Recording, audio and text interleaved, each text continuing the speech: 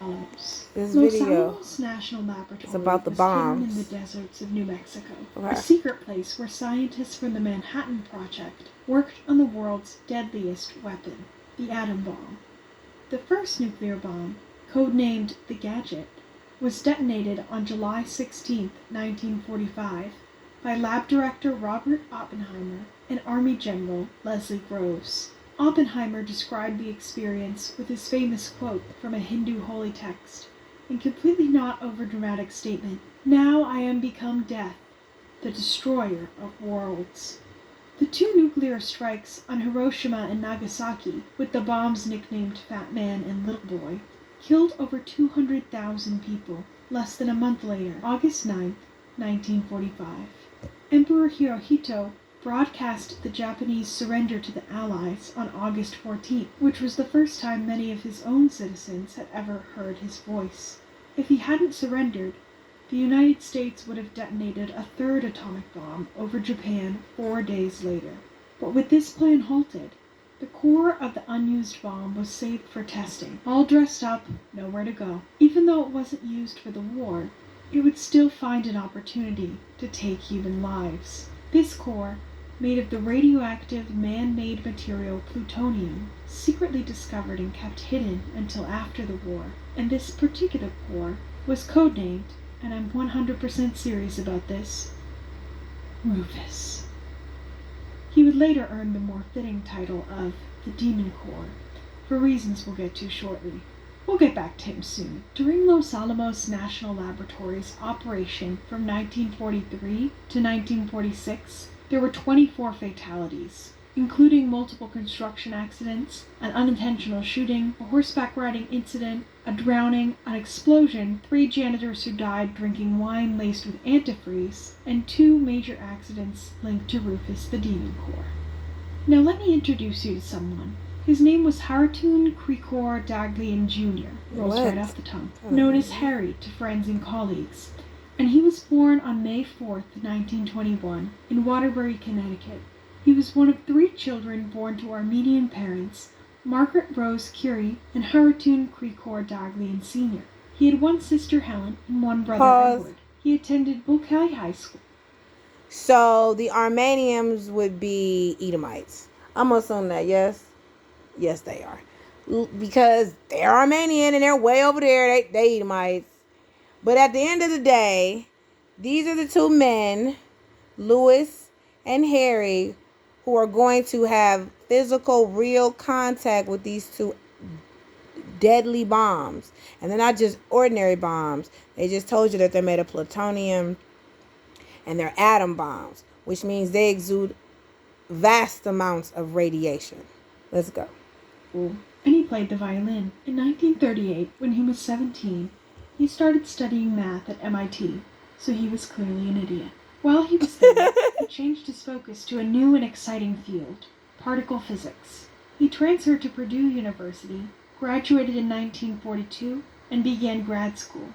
In 1944, he was recruited to join the Manhattan Project, working at Los Alamos on critical assembly with scientist Otto Frisch. Only 1 year later, he would suffer a horrible accident. A week after VJ Day, day of the famous Times Square sailor nurse kiss, on August 21st, 1945, Daglian was working on building a neutron reflector. God, I wish I had my pal Jimmy Neutron to explain this to me, because I am not a boy genius. But Daglian's experiment, known as a criticality experiment, involved stacking 10-pound bricks of tungsten carbide onto the plutonium core, Rufus. The plan was to use this neutron reflector to push Rufus right up to the point of becoming supercritical when a nuclear reaction would be triggered. These experiments were intended to measure just how far they needed to push the core before it would reach this threshold, but the consequences of crossing the line were disastrous. Criticality experiments were incredibly dangerous, as they involved what scientists called tickling the tail of a sleeping dragon, as they risked starting a nuclear reaction by mistake. The man who created the world's first nuclear reactor, Enrico Fermi, the radioactive dad to America's nuclear program, had warned the Los Alamos team of the danger of what they were doing, but science pressed on. They should have listened to Fermi. Daghlian had his dinner that night, and then went back to the lab to finish some work alone, with no other scientists, only a single security guard there, which broke safety protocol. He was about to place the final tungsten brick when neutron monitors went off to tell him that adding the last brick would cause the core to become supercritical, or in layman's terms, real bad. He tried to pull the brick away from the core, but in a highly relatable move, he dropped the brick directly onto the middle of the system, immediately triggering a criticality accident. A wave of heat and a crackle of blue light filled the room as he tried to knock the brick away from the core, and then had to disassemble the system by hand to stop the reaction, feeling his hands tingling as he did so. While doing this, he received a huge dose of neutron radiation. Modern-day analysis suggests that the initial radiation dose may not have killed him. However, the extra gamma radiation and beta burns from disassembling the experiment was too much for his body to handle. Daghlian was rushed to the hospital, but the radiation poisoning was too severe, and he fell into a coma. He died on September 15, 1945, 25 days after the accident. He was 24 years old. The security guard survived the lower dose of radiation that he had received. Daghlian was the first known person in America to die from a criticality accident, but unfortunately, he would not be the last. The lab at Los Alamos formed a committee to update their safety guidelines. At least 2 people needed to conduct experiments together. At least 2 neutron monitors needed to be used with audio alerts, and they began researching a way to do experiments like this through remote control. Pause. So basically, you touched a atom bomb full of gamma rays and radiation with your bare hands, and then you died as a result 25 days later. Your skin, your hand was basically a skeleton and skint. But that wasn't good enough. They're like, that's not good enough. Let's press on and keep on trying to, create even more pressure to this demon core. And this time we just need more people in the room, and the safety precautions just wasn't up. But let's keep on trying to blow shit up. Come on.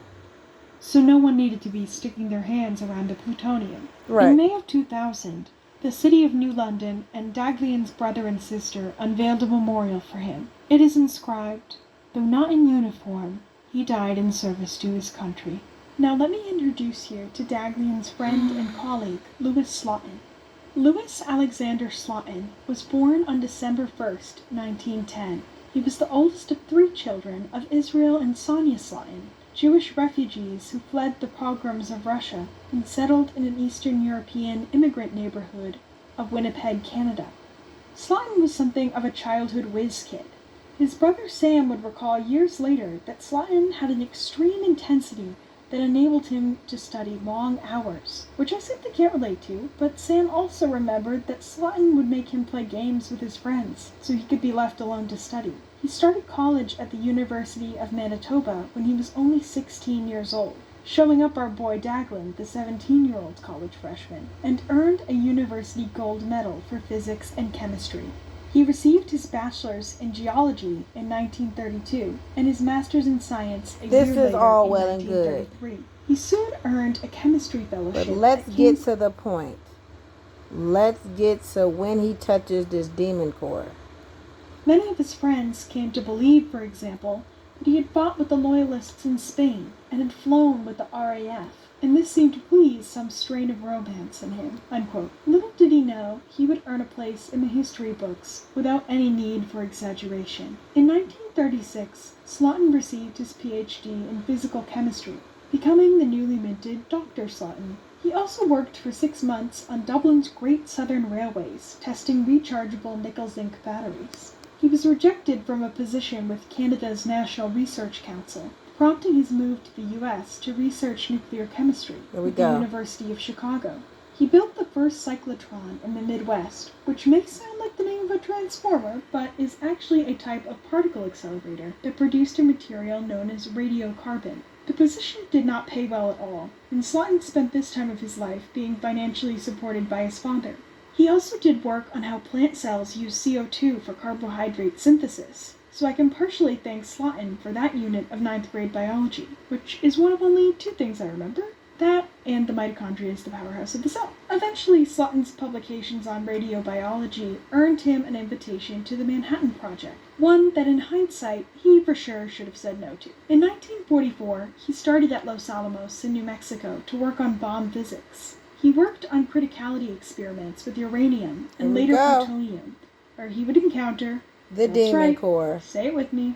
The Demon Core. Slaughton also established himself as a risk-taker with the disregard for protocol in a particular incident described by his colleague, Dr. K.Z. Morgan, as follows. Quote, "It was Friday afternoon, and Lewis wanted to shut down the reactor to make adjustments to an experiment at the bottom of the tank of water, which was used to absorb radiation. We said that was impossible, and we planned to shut down the reactor that weekend. When we came back on Monday morning, I found that Lewis had stripped down to his shorts, dived into the tank, and made the adjustments underwater. I was appalled that anyone would take such risks. It shows what kind of person he was. He was like a cowboy, but a good experimental scientist." Unquote. He was not wearing a dosimetry badge, which the scientists were supposed to wear to measure their exposure to radiation. Of course, he wasn't wearing most of his clothes, so he might have an explanation for that one.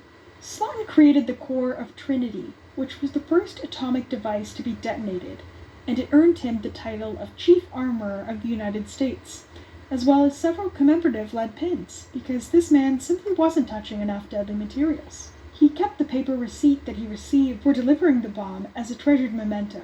He was unable to travel to the military base for the launch of Fat Man and Little Boy, because he had not fully completed his American citizenship process yet.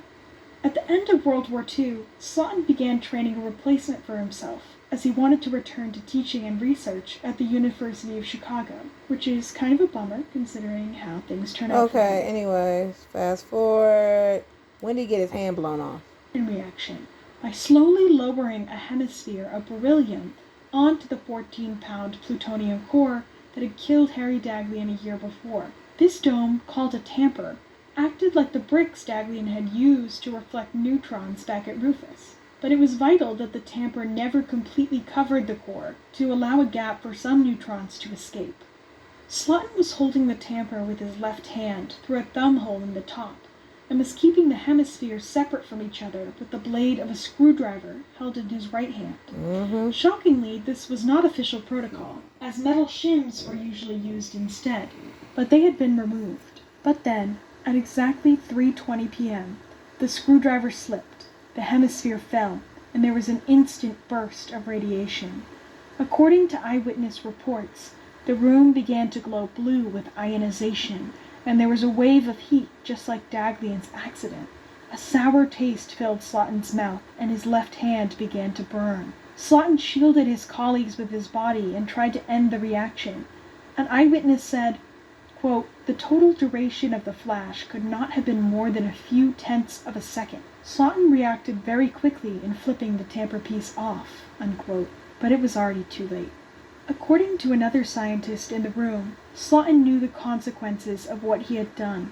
He had stayed by his friend Harry Daghlian's side in the hospital as he suffered from radiation poisoning, and when the blue glow of the room had faded, Slaughton's first words were, "Well, that does it."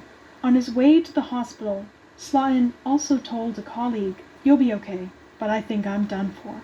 The security guard, Private Patrick Cleary, fled the room in terror while the room flashed and the scientists began to yell. The lab was evacuated and the scientists gathered outside to wait for ambulances to arrive. He recalled what happened as follows, quote, "After the accident, I ran out the east door and down the ramp. Probably took me about 5 seconds or so. When I got to the gate, it was still locked, and Mr. Klein, Selesky, and myself were the only ones there. Mr. Klein told the MP to open the gate. He had some trouble getting his whistle out of his pocket, but when he did, he opened the gates and then blew the whistle. I ran up the hill approximately 1,000 feet with the others. Pretty soon, Dr. Slaughton and Mr. Young came out. Mr. Young called and told us to come down to the laboratory again. As soon as we got there, we drew a diagram to figure out approximately where everyone was when it happened. The only other conversation, everyone was wondering who had gotten most of the radiation," unquote. Slayton also tried to use a radiation detector on several objects in the room with them, including a Coca-Cola bottle and a bristle brush. However, the detector itself was contaminated with radiation, so the readings were not accurate. Luckily, a tool existed for this exact purpose. Film dosimetry badges were worn by Los Alamos scientists to measure people's exposure. So basically, he got exposed to so much gamma radiation that he had about a day or maybe 2 to 3 days to live. And he surely also as well died after. And that is my video about how Esau likes to basically touch and play with death, aka the bomb diggity, aka the demon core, atom bombs.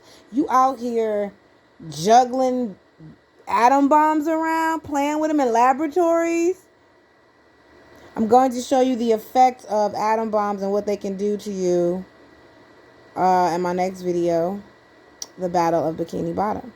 And that was what the whole SpongeBob SquarePants series is based off of. It's a true story. Bikini Bottom is a real place, and they blew that place up during testing of atom bombs. And it was basically human testing on the radio effects of how humans' bodies react to radiation poison and atom bombs being blown up over their heads. That's the next video. And I still got that, the China's melting and Robo Killer. So, yeah. Shalom.